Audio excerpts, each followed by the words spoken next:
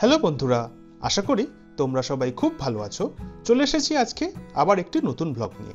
আজকে আমরা তোমাদের নিয়ে যাব খুব সম্প্রতি মেলবোর্নে আয়োজিত ড্রোন আর্ট শো দেখাতে। সন্ধ্যে 7টা থেকে শুরু হবে আমাদের শো, তাই বিকেল 6টার আশেপাশে মেলবোর্ন সিটি থেকে ট্রাম ধরার জন্য আমরা বেরিয়ে পড়লাম।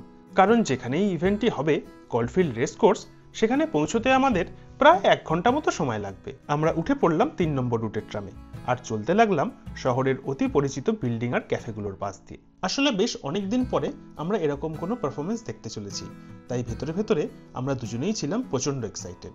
একদম ঠিক সময় কলফিল্ড রেসকোর্স স্টপে ট্রাম থেকে নেমে আমাদের মিনিট 5 হাঁটতে হলো। চারপাশ থেকে আমাদের গায়ে লাগছিল মেলবোর্নের বৃষ্টি ভেজা ঠান্ডা হাওয়া। ভেতরে ঢুকতেই দেখি আলোয় ঝলমল করছে চারিদিক, কানে আসছে হালকা ভায়োলিনের শব্দ, মাটিতে ছড়িয়ে রয়েছে অজস্র এলইডি মোমবাতি। মনে হচ্ছিল যেন একটা মিউজিক্যাল ফ্যান্টাসি জগতে প্রবেশ করছি আমরা।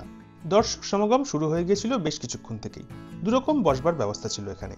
দেখলাম অনেকেই ঘাসের উপর শতরঞ্জি বিছিয়ে বসেছে, তবে আমরা চেয়ারে বসেই অনুষ্ঠান দেখতে লাগলাম। শো শুরু হতেই আকাশে ভেসে উঠল প্রায় কয়েকশো ড্রোন। তাদের গতি, রং এবং নিখুঁত সমন্বয় ছিল সত্যিই চমকপ্রদ। শো এর প্রথম হাফটা ছিল বিখ্যাত ইটালিয়ান বেহালাবাদক ভিভাল্ডির দ্য ফোর সিজনস মিউজিকের উপর বেস করে। সবার প্রথমেই আমরা দেখতে পেলাম বসন্তের ফুল, পাখি আর ঝরা পাতা। তারপর গ্রীষ্মের তীব্র তাপ ও বজ্রপাত, আর শরতের উৎসবের মেজাজে পশু পাখিদের উচ্ছল নৃত্য। সত্যি ড্রোনগুলো যেভাবে একের পর এক ফুল ও পশু পাখির প্রতিচ্ছবিকে জীবন্ত করে তুলছিল আমাদের সামনে, তা এক কথায় অনবদ্য। অবশেষে এলো শীত। বেহালার ধীর কাঁপন ধরানো সুর যেন ঠান্ডা হাওয়া হয়ে আমাদের গায়ে লাগছিল। মনে হচ্ছিল আমরা যেন কোনো বরফ ঢাকা উপত্যকায় মন্ত্রমুগ্ধের মতো দাঁড়িয়ে আছি। এছাড়াও কখনো দেখছি সাদা প্যাঁচার ডানা মেলে ওরা, অদ্ভুত শিং মাথায় নিয়ে শান্ত ধীরস্থির এক হরিণ। আবার কখনো দেখি জেলিফিশ তিমি যেন গভীর সমুদ্র থেকে উঠে এসেছে আমাদের সঙ্গে আলাপ করতে। শো এর দ্বিতীয় ফেস্টটি ছিল ব্ল্যাক সোয়ান থিমের উপরে। ড্রোনগুলো একসাথে তৈরি করে একটি বিশাল কালো রাজহাঁসের অবয়ব, ধীরে ধীরে যার ডানা ছড়িয়ে পড়ছিল আকাশে।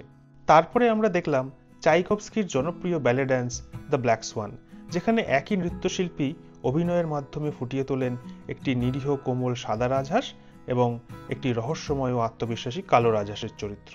ড্রোন শো এর মাধ্যমে ঠিক এই দার্শনিক ডুয়েলিটিকেই তুলে ধরা হয়। আদতে ব্ল্যাক সোয়ান কোনো খারাপ চরিত্র নয়, বরং আত্মবিশ্বাসী, স্বাধীনতা এবং নিজেকে চিনে নেওয়ার প্রতীক।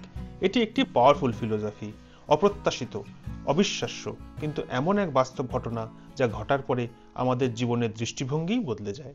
আচ্ছা, আজ তাহলে এ পর্যন্তই।